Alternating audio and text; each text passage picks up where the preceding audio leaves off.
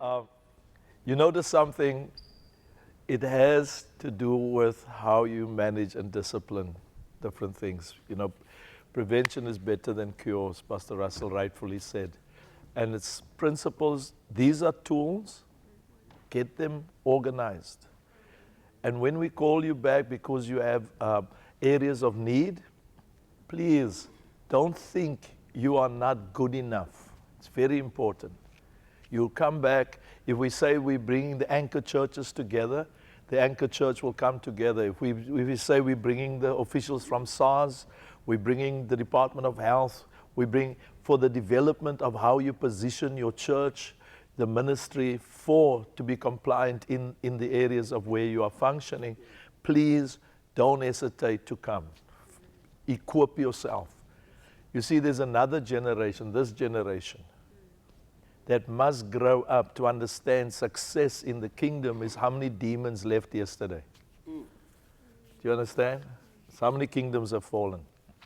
And hungry people, let me tell you something, and this is my point I want to make to you. You see these gloves? Let me say, when you put on the mask, just to help you, Pastor Russell mentioned quite a bit on the mask, 90% of the time people touch this like this. You know, when you're busy with, that's why you wash it, you clean it, you can't wear the same thing. What we don't sometimes understand is, economically, our people can't pay for this stuff. Do you understand? Because it's 50 Rand just to get one or 5 of them, and then you got to throw them away. But when you put on the mask, if you have elastic, it's there with your hands, and that's how it goes on. Right? And when you take it off, it's again there. Take it out of the way, put it aside, because you must bear in mind, as often as you wear the mask, if you wear it for 3, 4, 5 hours non-stop, you can feel you breathing in some stuff.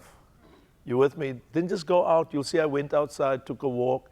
That's the next thing to break immunization. Bad immune systems needs good exercise. Just walk. Get yourself, because remember, you are an essential worker, really. All right?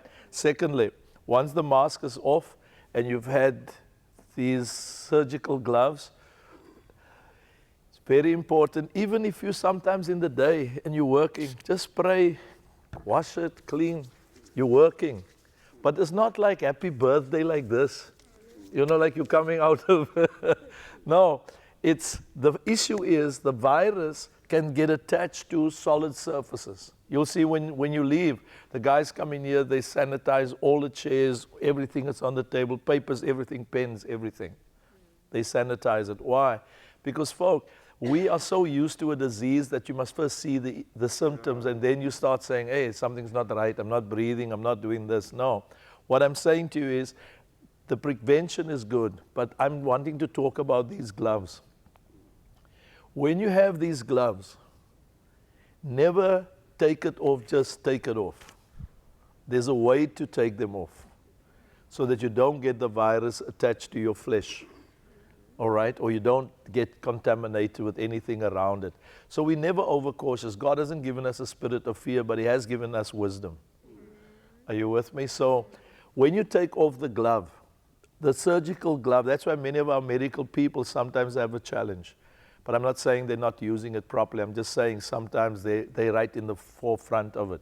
When you take the glove off, with the glove hand at the back, you pull it over you bring the outside to the inside. You see that? So the outside is now on the inside. You see where the glove is? I'm putting it now into my hand of the other glove. I haven't touched anything with this hand yet. Then I take this hand, pull it over there, over that in my hand. So the outside is back on the inside, and my inside is outside. That glove comes off. Sorry, everything is now inside of it. The problem we have sometimes is, you can see by the gravesides, our guys just throw the gloves when they finish working, it lies there. I don't know how many people will come past there, a kid could come past there, anybody. But this gets taken, and if you put it in a basket or a black bag, one thing, I prefer, when you finish in the day with the packing, put it into a container, burn it out, destroy it. Rather get rid of it, because The virus can be around for 72 hours. And you must bear in mind right now, nobody has a vaccine for it, but there's one thing for sure. 52% recovery rate without the vaccine. Says God can still get the glory for the bodies that He's made fearfully and wonderfully. We can overcome, but we just need the wisdom, all right? So the way forward from here is, after Thursday, we'll be having the groups finished tomorrow. Then we're going to culminate everybody, look at the different categories to find out what are we going to plan in the networking going forward. Why am I wanting us to consider this very strongly? Is that every ward, there's 60 wards. There are people in every ward. For example, the leaders in those anchor churches, even yourself. If you wanted to know, let's say Ward 54, what is the need in Ward 54? We've got all that stats. We can tell you how many people are educated, how many people are not educated there, how many people are unemployed, how many people's got no electricity, how many people has got Wi-Fi, how many people don't have Wi-Fi, how many people went in with the iPhone and just came out with but the phone's gone. I just tried to tell you, you will always come out with the but I don't know about the phone. But you know, this is the only place in the world that you can have fun in a crisis is South Africa. I tell you, we smile in that storm. I can see when I'm working. So all I'm saying to you is, in conclusion, when we connect with you, but don't stop with what you are already doing. Right now, even Food South Africa, we spoke to different donors. There's a problem in getting food. It's a serious problem right now. That's why I said whatever we do. And when we strategize, I'm going to use Apostle Kenny as an example in going forward. For example, just give me a ward, just any ward. Say take Ward 26, right? So Apostle Kenny goes into Ward 26.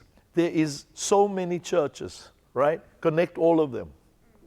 Because, you know, Dacha is not Christian.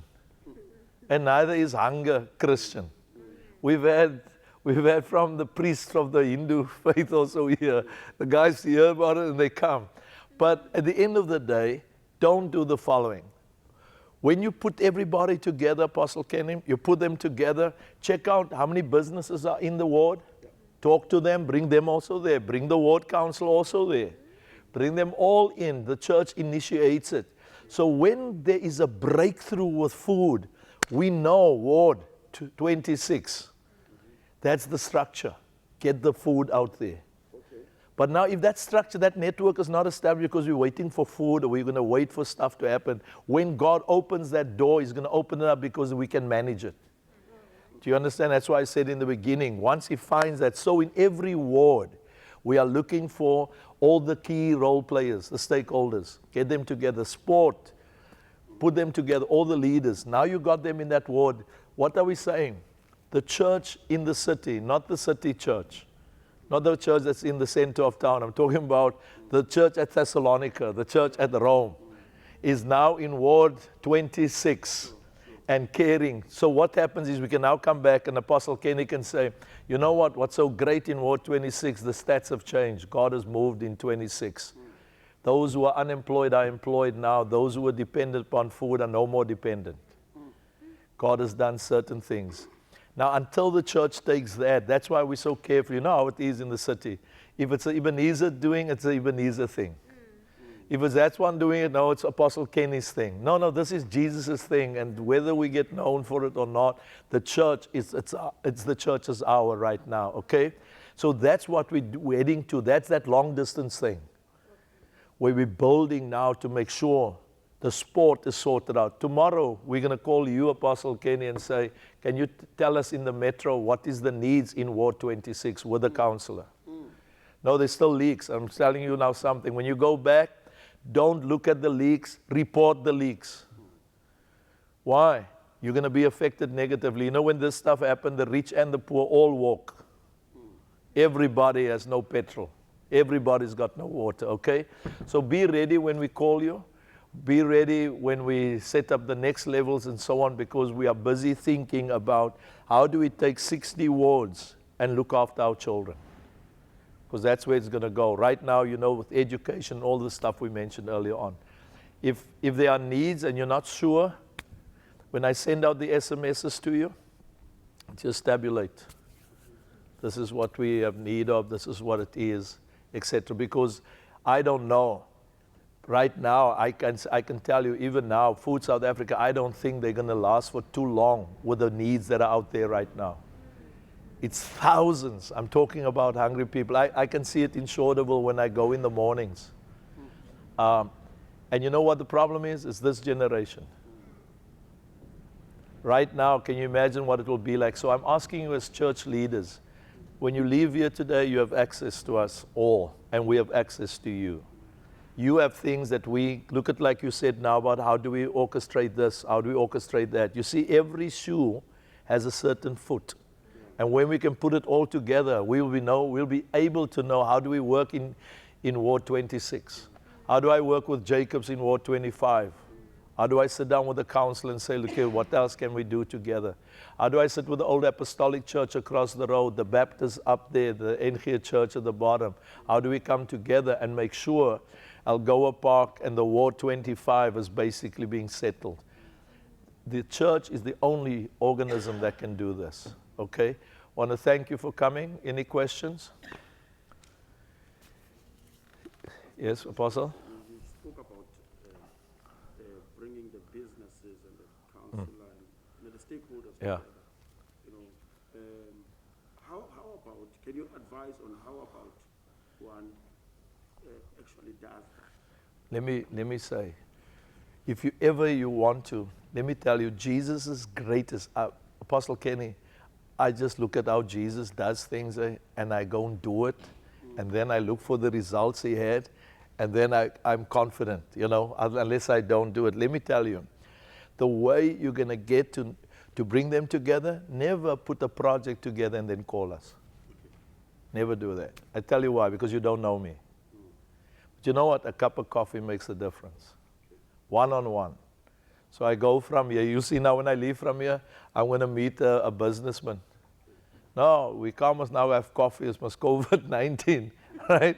But you can sit there. I can sit here. I can buy a Coke. You can have a Coke. You drink your own Coke. I drink my own Coke. All I'm saying is relationally. That's number one. Find out who are the key role players in the area, because you know the nature in all areas is who's in charge. You know, then you get the guy again who pays, he wants to say. Now, if we come as the church, and this is, I forgot to say this. Guys, we had one problem in our area, in the areas. Some people didn't want to take food from a particular religious group at all, and they were hungry. Reason being that we had to go in and say to them, no, you don't have to do what you are asked for, because people give food. You know, it's a politician's right to get votes. So you must leave him. It's his job. Don't worry about how many votes. It's like you're telling a doctor, don't look for patients. You know, he's a politician, brother. He's going to look for votes. I must have votes. He's a politician. But you know, when you come from the religious sector and you say, I give you this, right? I see you in church on Sunday. Hey. That's the time you go off and you say, that's the time you just, why? What am I saying? We've had people go in and make those demands. Rather, brother, if you come to the crusade I'm running, I invite you to the crusade. Guess what? You're coming to our church because you know me. I'm coming back to your question. Relationally, Jesus accomplished much more than Pharisees who thought they could preach from a pulpit. Yes. Because Jesus knew Zacchaeus, Jesus knew Herod, Jesus knew relationally. And when you take one person, there's 50 others behind you. I speak to Apostle Kenny, there's 60 other churches behind Apostle Kenny. But let's say I'm upset with Apostle Kenny, I've just lost all 60 of you. Yeah. Do you understand? Imagine I'm upset with Jesus, I just lost heaven. I'm just trying to help you. Yeah. That's why we ask, we exchange, and then we look at what can be done. That's why it's always about integrity, and it's not so much really about who's doing it. It's about what can be done. And if we can serve each other in that capacity, God bless you, man. Amen.